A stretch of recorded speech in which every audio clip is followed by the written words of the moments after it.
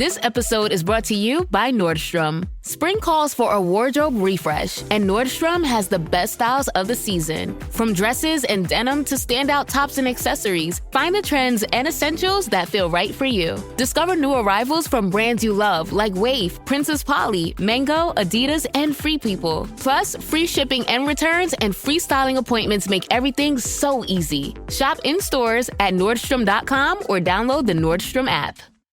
What is impatience and how do you manage it in a healthy way? That's what I'm talking about this week on Let's Talk About Mental Health, the weekly podcast about looking after your well-being with simple ideas you can put into practice immediately.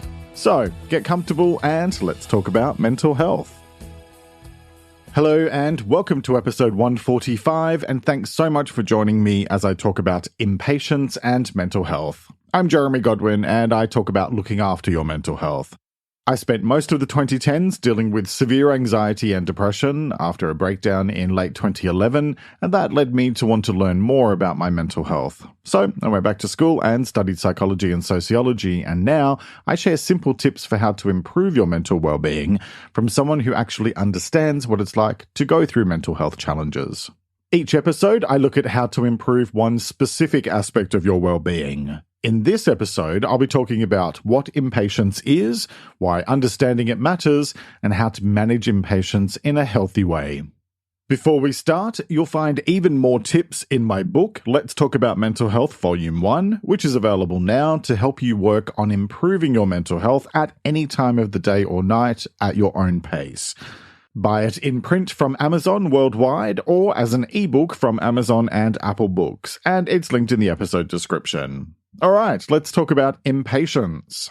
When the Supremes sang "You Can't Hurry Love, No, You Just Have to Wait" back in 1966, do you think they were dealing with an enormous case of impatience? Because it sure sounded like it. Now, considering that it is one of the all-time greatest songs of the 20th century, and we're just going to pretend that the Phil Collins ill-conceived cover version never happened because, well, it pales against the original. And also considering that this great song includes the line, "I grow impatient for a love to call my own," I'd say it's a fair bet that the Supremes, like most of us, if not all of us, were very familiar with feeling impatient from time to time. You might have heard people say that being more patient leads to success and thought, well, that's great, but who has time to wait for that? And if so, I hear you. I'm hardly the world's most patient person.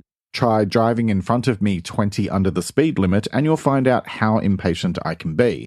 But I'm also focusing on how to be less impatient in life because, frankly, it's not great. When you find yourself getting impatient and annoyed, it can bring you unnecessary stress, especially where it's because you have a lack of control, like when it's to do with what someone else is doing or not doing. Focusing on learning how to be less impatient is one of those mental health tips that might sound annoying because it's a bit of a well-duh piece of advice because it sounds obvious, but I'm going to guess you wouldn't be listening to this episode if you didn't find yourself getting impatient and annoyed at least a little sometimes, would you? Now, if this topic seems slightly familiar to regular listeners, that's probably because I covered patience back in episode 64. And so maybe you're wondering why I'm covering the other side of that conversation now. There are two reasons. First, that episode was released in January 2021, which was back when I was still optimistic that the pandemic wasn't going to drag on longer than a soap opera cliffhanger. To be fair, maybe this has all just been a bad dream, and now Blaine's evil twin brother will come back from the dead to turn back time, but it's not likely. And my second reason for covering impatience is that it's a very different discussion than the one about patience, in terms of seeking to understand what sits underneath feeling impatient in order to better understand how to approach it. Either way, I will say up front that if you enjoy this episode, then you'll also find episode 64 about patience helpful afterwards, because it will guide you to continue your journey towards being a calmer and more patient person. Meanwhile, I'm still stuck on level 1 of trying to defeat the impatience monster myself, because some of us, myself included, are far more familiar with impatience than we would like to be or we might care to admit. So, let's explore some definitions and let's talk about What is impatience? And the Oxford Dictionary defines impatient as having or showing a tendency to be quickly irritated or provoked, which for some reason I found irritating, so I'm assuming that my picture is about to be added to the dictionary alongside that definition. It's also defined as being restlessly eager, and that's the thing with impatience. It's possible to feel impatient in a positively focused way, just as much as it is to feel it because you're irritated about something.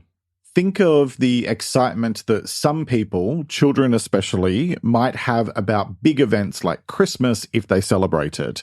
I was one of those kids who became more and more excited in the lead up to the big day, and I could never resist the temptation of peeking at the presents under the Christmas tree, which meant they ended up having to be hidden from me until Christmas morning to make sure that I didn't accidentally on purpose open one or all of them before I was supposed to. As I grew into adulthood, that sense of having trouble waiting for things and getting irritated by delays and inconveniences stuck with me. And now, in my mid-40s, it's something that I'm still working on little by little because, frankly, it's not who I want to be, and it certainly doesn't help when it comes to managing anxiety, which I'll come back to shortly. Anyway, the point I'm making here is that there are a few different types of impatience. There's impatience related to our day-to-day circumstances, like being forced to wait in line at the supermarket. There's the type that's related to our relationships with other people, like dealing with someone's irritating habits. And then there's also the bigger picture life stuff, like working towards a goal or waiting for the outcome of a legal matter, etc. Your ability to stay calm is completely your responsibility, and it's important to understand that allowing impatience to take over and influence your words and actions can have negative consequences on a situation or relationship. In general, choosing to work through any feelings of impatience so that you can be more calm and thoughtful is going to be far more helpful than losing your temper, and so the choice is yours. However, I will make one exception to that statement about impatience before we go any further. The one type of situation I don't expect myself to stop being impatient about is when someone says something like, "We need to talk tomorrow," without any context. For someone living with anxiety, that is like a golden opportunity for me to go into mental meltdown mode, because the ego will immediately begin to try and work out what the issue could be, and it will usually settle on the worst case scenario. So if that ever happens to you, just be upfront and say, "I'm prone to worry and overthinking, so if you could let me know what the conversation is about, that would be helpful, or if we could have a quick chat now, that would be better." Personally, I don't think that's impatience, more of a sense of self-protection and assertiveness rolled into one. So with all of that in mind, now let's talk about why understanding impatience matters. And it matters because it can be damaging to your mood, your relationships, and your health. To quote an article from Big Think, impatience doesn't just put you in a bad mood, it can have physical implications too. When you're impatient, your stress hormones like cortisol and adrenaline soar, blood vessels constrict, and the acid in your stomach increases, resulting in a state of physiological stress. As far as psychological impacts go, impatience can cause you to feel irritable, anxious, and snappy. You say things you regret. You simply don't adjust to the flow of life. You're always trying to push it and make things go according to the way you want, versus learning how to harmonize with the flow of things. And you'll find that article linked in the transcript at letstalkaboutmentalhealth.com.au/episodes, which is available in English, Spanish, and Italian. Here's the reality. Life is full of annoyances and irritations, and we can either let them bug the hell out of us, or we can make conscious choices to rise above it and let it just be water off a duck's back. Now, I am not for 1 second suggesting it's as simple as just making that choice and then forever living in a land of candy canes and fairy floss, if only. The fact is that this is a choice you're probably going to have to make every day, maybe even many times a day, in order to remind yourself of your priorities. If given a choice between prioritizing peace of mind and calm versus prioritizing how you can dial up the drama in your life by letting impatience take the reins, I hope it's fairly obvious which one is the healthier option. Just to be clear, it's the peace of mind one. The other one will make your head explode. I'm not going to lie, patience is a tough skill to master. But when it comes down to it, it's actually part of a much deeper conversation about whether you react to things happening in your life and around you, or if you choose to stop, think, and then respond thoughtfully. Because it's your reaction or response that shapes what happens next. Let's be honest here and say that a lot of the time things happen that justifiably test our patience, like the person who pulls out in front of you and then proceeds to drive 20 under the speed limit. Yes, it just happened to me the other week. But it's your response that matters, because that's what shapes your reality. If you lose your cool whenever someone does something stupid, then you're going to find it tougher and tougher to cultivate a sense of calm in your life. We live in a society where time is measured in nanoseconds, where we're expected to be on 24/7, and where we start having heart palpitations if our online shopping order takes more than 24 hours to turn up. But really, you have to ask yourself this question: will being impatient change anything? No, it won't. Impatience doesn't make the thing happen any faster, and it just adds extra stress, which isn't going to be particularly helpful, especially if you have anxiety, because then it's like a red rag to a bull, and you may find that it sends your anxiety into overdrive. Let's think about time and patience in the context of space. No, seriously. Space is this vast, seemingly endless place where it's not about days, weeks, or months, but instead, things change slowly over millennia and eons. Now, I'm certainly not saying you should learn to be that patient, and listen here, Australia Post, if you start taking eons to deliver my shopping, then we're going to have words. But thinking about the bigger picture really does help you to put things into perspective. Most of the stuff we allow to frustrate us on a day-to-day basis really doesn't matter in the big scheme of things, and you probably won't remember it in 5 months, let alone 5 years. There are many different ways to manage impatience, but I really do think that it begins and ends with being able to pull back from the specific situation and consider the bigger picture, because that can put things into context and help to refocus your attention. So, what else can you do? Well, let's get into the how-to part of this episode, and let's talk about how to manage impatience in a healthy way. Okay, let's begin with focus on what actually matters, which basically just takes the comment I just made about the big picture and helps you to refocus your energy on your own life. There will always be 84 million things competing for your attention, and so you have to make some choices about where your focus goes, because you cannot possibly do it all. So take time on a regular basis to revisit your priorities and make sure that you're clear on the stuff that matters to you. If it matters, then make it matter. And if it doesn't, then let it go. I talked about priorities back in episode 3 and letting go in episode 32 if you'd like to explore those in more detail. Okay, next, breathe. Because impatience and frustration are emotional responses. And when your emotions are heightened, what happens is that your brain can kind of hijack all rational thought for a few seconds. If you just react to your emotions, then you're going to wind up doing or saying something you'll probably regret later.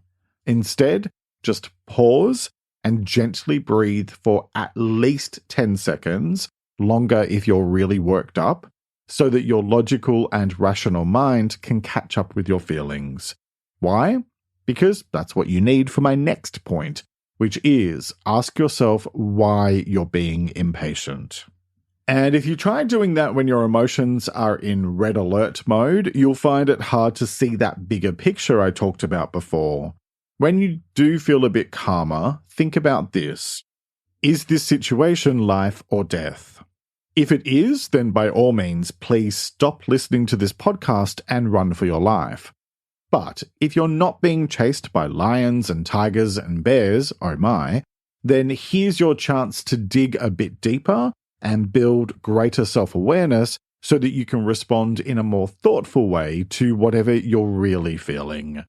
For example, I might get annoyed when I'm stuck behind a slow driver, but often it's because I've crammed too much into my diary for the day, and so I feel rushed. So no wonder I feel impatient because I'm stressed about being busy. Instead of taking that out on the world, I can instead choose to find a more balanced approach to my workload so that I'm not overwhelmed by the slightest inconvenience. See the difference?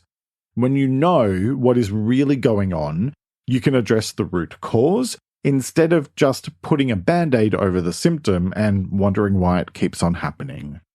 Okay, next, focus on what is within your direct control. Because most of the stuff that we become impatient about is so far out of our direct control that you'd need the James Webb Space Telescope to see it. I know, that's a lame joke, but hey, there's nothing you can do about it because I've said it now.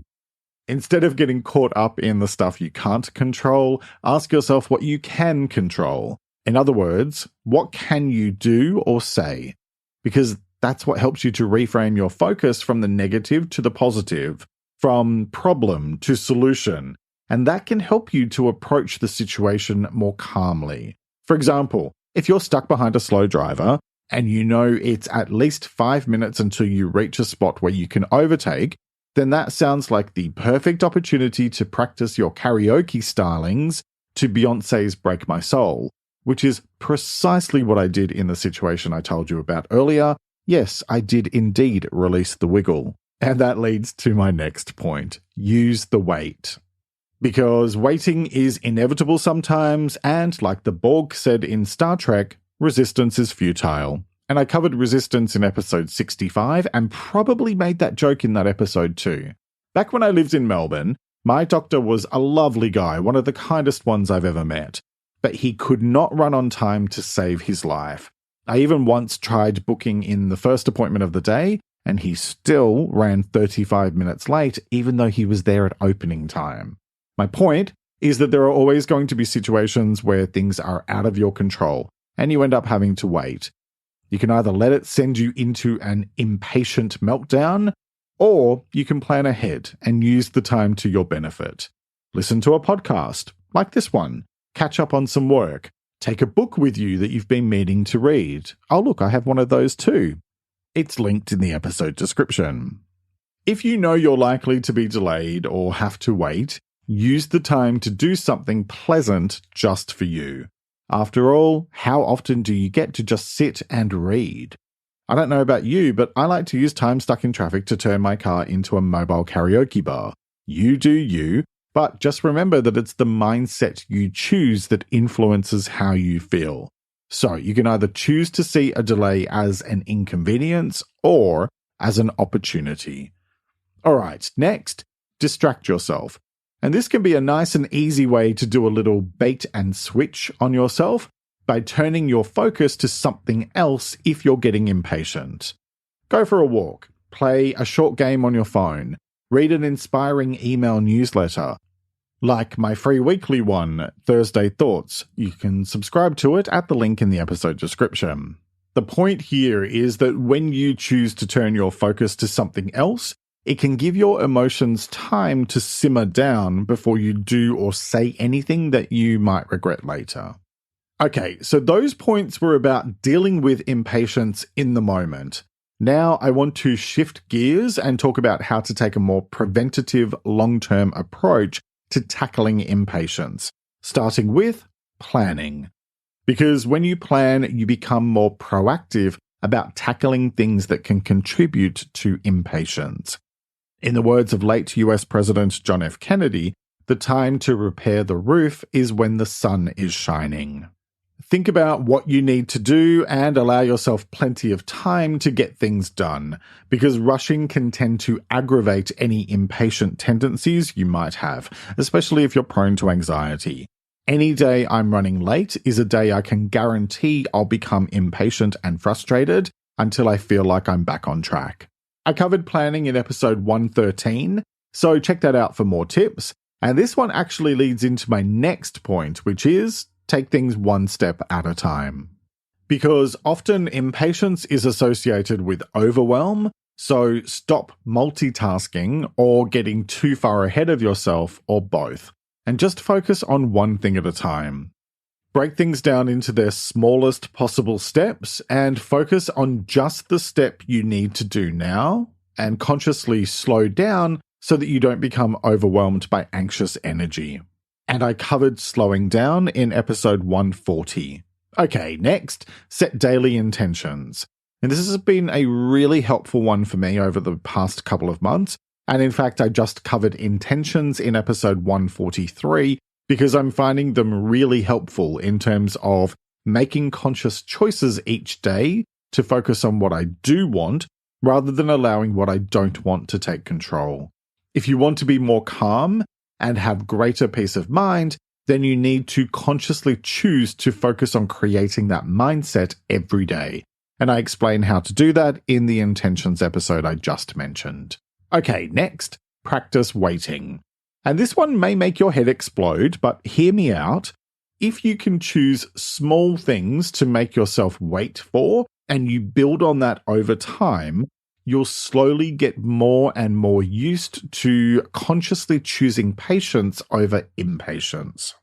I've been doing this when I shop online. If there's an option between express delivery and regular, I'm choosing the regular unless it's a genuinely urgent need. Not only am I saving money on shipping and reducing my carbon footprint, but I'm also teaching myself the joy of delayed gratification and patience, which I'm finding makes it easier to appreciate things more. Okay, next, accept that some things will just take time, because no amount of huffing and puffing and foot stomping will change the fact that you can't have everything immediately in life. The same goes for dealing with our challenges. I'm sure most of us would love to just find the magic cure for the issues we might be dealing with, but it doesn't work that way. There was one time where someone messaged me asking for suggestions about their situation, and I shared a few general tips, then finished my response with, and accept that all things take time, effort, and perseverance, so you'll need to be patient. You know, that thing I say about 64 times a week on this show. And even though they were lovely and kind about it in their response, I could tell that wasn't the answer they were hoping for, because what they really wanted was for me to give them a quick way of dealing with it now, and that just wasn't going to happen, because life doesn't work like that. We have to accept that some things, in fact I'd say most things, take time. And so you can either let yourself be distracted and frustrated by impatience, or you can accept the inevitable waiting game that comes with growth and choose to take things one day at a time. In the words of William A. Ward, judge each day not by the harvest you reap, but by the seeds you plant. Okay, next, listen to your body, because there are lots of physical factors that can contribute to feeling impatient and frustrated, such as dehydration, tiredness, hunger. Yes, being hangry really is a thing. If you're not familiar with that term, it means being so hungry that you end up feeling cranky and angry. Look after yourself and stay on top of your basic biological needs, because that can help you to maintain a more stable mood, which in turn helps you to manage challenging situations more thoughtfully. Okay, next, get support. Because working through impatience takes effort, and that's something that you don't have to do on your own. Speak with a professional, like a counselor or therapist, who can help you to dig into things and explore different approaches. And I'll say that if you're prone to emotional sensitivity or mood swings or both, then it's going to be especially helpful to work with a professional, because they can take more of a big picture view of things with you, so you can find ways to manage impatient tendencies. Because when it comes to impatience and mental health, what it all boils down to is this: patience is a mindset. You get to choose what you do with your feelings. And so the more you learn how to be patient, the more you'll be able to find greater peace of mind. The thing is that most of what we get impatient about is out of our control. And so trying to control it is wasted energy. Make your peace with what you cannot control and let it go so you can focus on what you can control, which is you and what you choose to do and say, because that shapes what happens next. The choice is yours, as it is with all things related to your well-being. So, what choice will you make today? Each week I like to finish up by sharing a quote about the week's topic, and I encourage you to take a few moments to really reflect on it and consider what it means to you. This week's quote is by an unknown author, and it is, "Don't rush things. Anything worth having is worth waiting for." Let me repeat that. Don't rush things. Anything worth having is worth waiting for. All right, that's nearly it for this week. Next week, I'll be talking about denial. Denial is a funny old thing because it's fairly common for we human beings to deny the reality of things that we might not want to know, mainly because we don't want to have to face reality. But that doesn't change the fact that what is what is. And so being able to push past the denial, which is mainly a self-protection mechanism, to then confront the truth of a situation, helps us to better handle the issue in the long term. And I want to explore all of that as part of a conversation that will probably be fairly blunt, but which I promise to also be sensitive with. So next time, I'll be talking about what denial is and what it isn't, why understanding the impact of denial matters, and how to manage denial in a healthy way. And by that, I mean your own denial as well as other people's. I hope you'll join me for that episode, which will be released on Sunday, the 28th of August, 2022. In the meantime, you'll find more content about better mental health in my book, Let's Talk About Mental Health Volume 1. You can buy it now in print or ebook from Amazon, or buy the ebook from Apple Books. And it's linked in the episode description, or visit my website at letstalkaboutmentalhealth.com.au. Watch my weekly videos on YouTube for more tips on better mental health, plus sign up to my mailing list for my free weekly newsletter, Thursday Thoughts, where I share a quick dose of inspiration. And those are all linked in the episode description. And if you find my content helpful, then I'd love it if you joined me on Patreon, where I offer exclusive benefits for my supporters. Plus, you can find me on Instagram at LTA Mental Health and say hi. Thank you very much for joining me today. Look after yourself and make a conscious effort to share positivity and kindness out into the world because you get back what you put out. Take care and talk to you next time. Let's Talk About Mental Health is an independent program proudly produced by Reconnaissance Media, helping you find meaning and gratitude. For more information, visit reconnaissancemedia.com.